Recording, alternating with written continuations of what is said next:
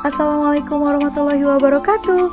Hai semuanya, sebelum belajar jangan lupa ya mencuci tangan sesering mungkin, wajib menggunakan masker, dan selalu menjaga jarak karena semuanya untuk kebaikan kita bersama.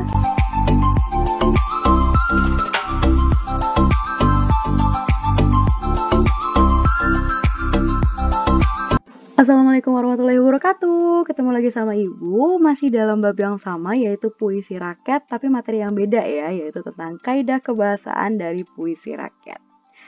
Sebelum memulai pembelajaran seperti biasa, Ibu akan menjelaskan dulu kompetensi dasarnya, yaitu menelaah struktur dan kebahasaan dari puisi rakyat, baik itu pantun, syair, dan bentuk puisi rakyat setempat yang dibaca dan didengar.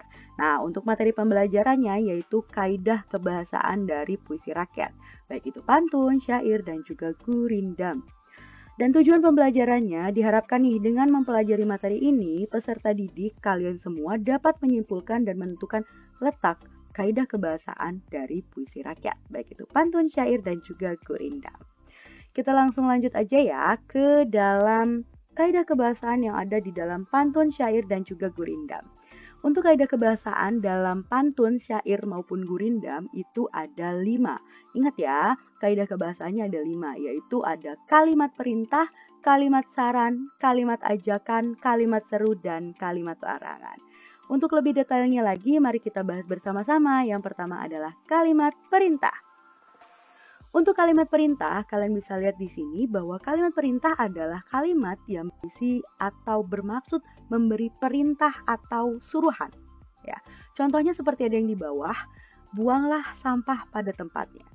Kalimat buanglah sampah pada tempatnya ini adalah sebuah kalimat perintah, di mana ada suruhan, ada perintah bahwa kalian harus membuang sampah pada tempatnya, gitu.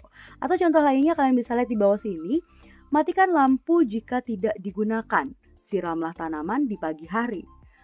Selalu terapkan protokol kesehatan untuk kebaikan bersama.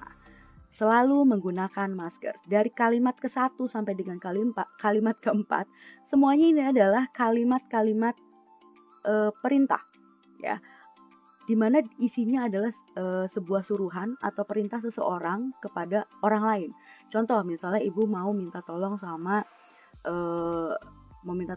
Nafar misalnya. Tutup pintu itu, ya. Misalnya ibu minta tolong sama Nafar. Kalimat tadi yang ibu sudah katakan tutup pintu itu adalah sebuah kalimat perintah, ya. Jadi kalimat perintah itu isinya ada suruhannya, ya. Kurang lebih seperti itu untuk kalimat perintah. Kita lanjutkan yang kedua yaitu kalimat saran. Nah, untuk kalimat saran, di sini aja udah jelas ya, ada sarannya. Berarti kalimat yang berisikan tentang saran kepada orang lain, untuk kebaikan orang lain, jelas. Nah, untuk kalimat saran sendiri, itu biasanya atau selalu ada kata sebaiknya, seyogianya, yang seperti kalian lihat contohnya di bawah. Di sini ada sebaiknya kau pikir dahulu demi keputusan yang tepat. Nah, ini nih satu kalimat ya, ini satu kesatuan kalimat ini. Sebaiknya kau pikir dahulu demi keputusan yang tepat. Nah, di sini pun adalah sebuah saran, di mana ketika kalian ingin memutuskan sesuatu hal, lebih baik dipikirkan dulu daripada nanti kalian sudah memutuskan sebuah keputusan, nanti kalian kecewa atau keputusannya salah. Jadi sebaiknya kalau ingin memutuskan sesuatu hal, kalian harus dipikir dulu, ya. Nah, kurang lebih di sini isinya adalah sebuah saran, gitu. Contoh lainnya bisa lihat di bawah sini, ada nomor 1 sampai dengan nomor 4. Perhatikan baik-baik contoh lainnya. Sebaiknya matikan lampu jika tidak digunakan. Pada kalimat ke-1 pun ini dijelaskan sebuah saran, di mana sarannya kalau misalnya lampunya udah nggak dipakai, ya tolong dimatiin, gitu ya.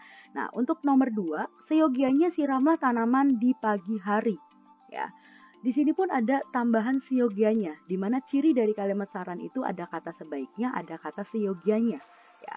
Pada kalimat kedua ada kata seyogianya, siramlah tanaman di pagi hari. Pada kalimat kedua ini menjelaskan sebuah saran, di mana kalau misalnya kalian ingin menyiram tanaman, sebaiknya ya di pagi hari, seyogianya di pagi hari, gitu.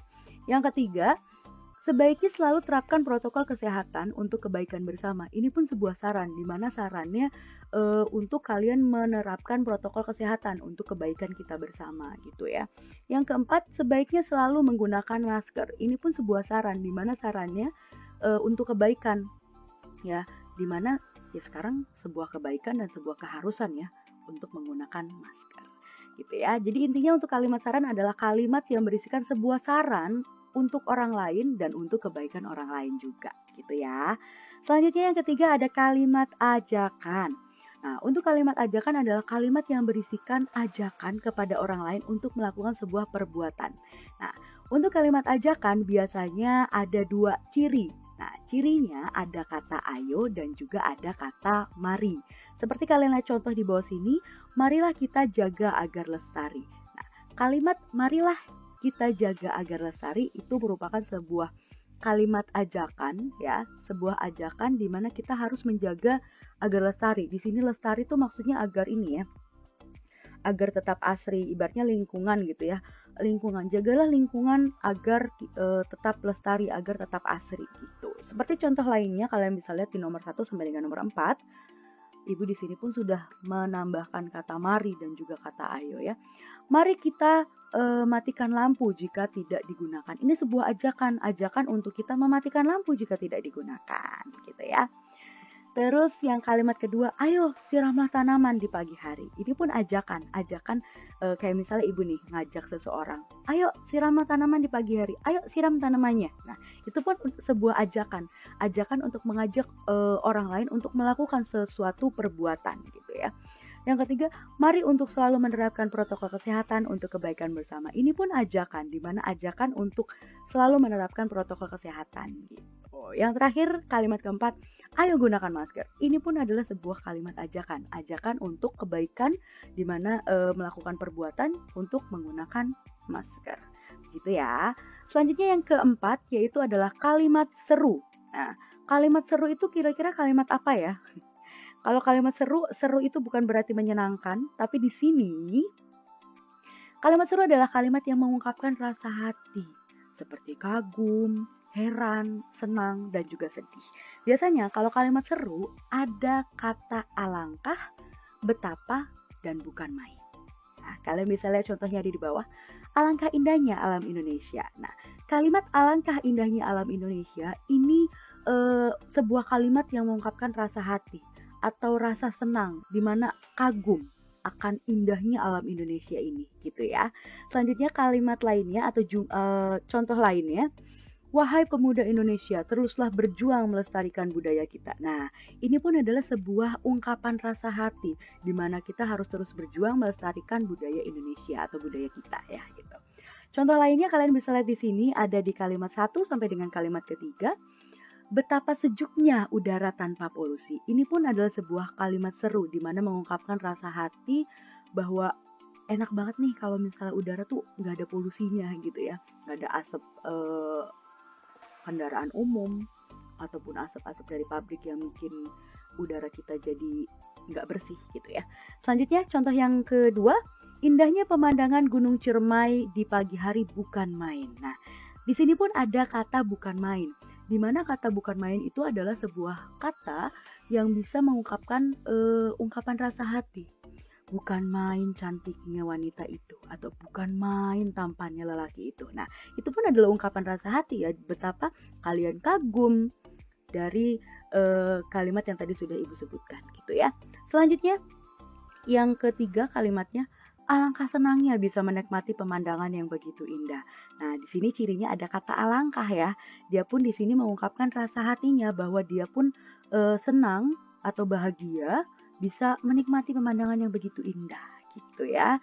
Dan terakhir yaitu adalah kalimat larangan. Harusnya kalian sudah tahu ya, kalau dari namanya aja kalimat larangan, berarti kalau kalimat larangan adalah kalimat yang berisi larangan orang lain tidak melakukan kegiatan. Jadi berisikan sebuah larangan.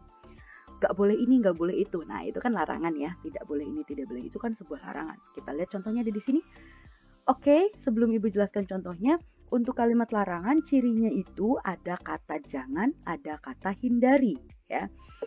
Janganlah berprasangka buruk kepada sesama. Nah, ini adalah sebuah larangan di mana kita tidak boleh berprasangka buruk terhadap atau kepada sesama gitu ya. Nah, contoh lainnya lihat di sini. Jangan nyalakan lampu di siang hari. Ini pun larangan, nggak boleh kita nyalain lampu di siang hari gitu ya. Hindari menyiram tanaman di siang hari. Ini pun sebuah larangan bahwa nggak boleh menyiram tanaman di siang hari. Nanti tanamannya bisa layu gitu ya. Nah, yang ketiga, janganlah melanggar protokol kesehatan untuk kebaikan bersama. Nah, ini pun sebuah larangan. Jangan sampai kalian melanggar protokol kesehatan, karena protokol kesehatan itu baik untuk kebaikan kita bersama. Selanjutnya, kalimat yang keempat, hindari melepas masker di tempat umum. Ini pun larangan bahwa kalian tidak boleh melepas masker di tempat umum. Boleh melepas masker ketika kalian mau makan atau mau minum, silahkan. Tapi kalau lagi ngobrol sama teman kalian, banyak nih yang masih dilakukan oleh kalian semua di kelas ya. Suka melepas masker, gak boleh. Harus menggunakan masker. Mau pengap atau apapun, lebih baik kalian kerasa pengap daripada kalian terpapar virus ya. Kurang lebih seperti itu. Jadi jangan sampai ada kalian yang melepas masker kecuali makan atau minum ya. Selanjutnya, hindarilah kerumunan dan patuhi protokol kesehatan. Ini juga penting. Ini pun sebuah kalimat yang berisikan larangan, di mana kalian dilarang untuk berkerumun. Ini pun masih banyak dilakukan oleh kalian ya di dalam kelas. Karena merasa santai sama temennya, terus ngobrol, malah berkerumun. Nggak boleh ya. Dan harus patuhi protokol kesehatan. Dari kalimat 1 sampai dengan kalimat kelima ini adalah kalimat-kalimat larangan, di mana isinya adalah sebuah larangan untuk melakukan suatu kegiatan, karena kegiatan itu tidak boleh dilakukan gitu ya. Dan cirinya ada kata jangan, ada kata hindari gitu ya. Oke. Materinya sudah sampai di situ untuk kaidah kebahasaan. Seperti biasa, tugas ke-1 dan tugas ke-2. Tugas ke-1, lakukan absensi kehadiran di kolom komentar. Simak video materi ini dengan seksama dan catat di buku catatan lalu kumpulkan di meja Bu Silvi hari Senin paling lambat jam 10 waktu Indonesia bagian Barat. Selanjutnya, tugas yang kedua yaitu klik link tugas yang berwarna biru ada di kolom komentar di bawah. Silahkan langsung klik saja.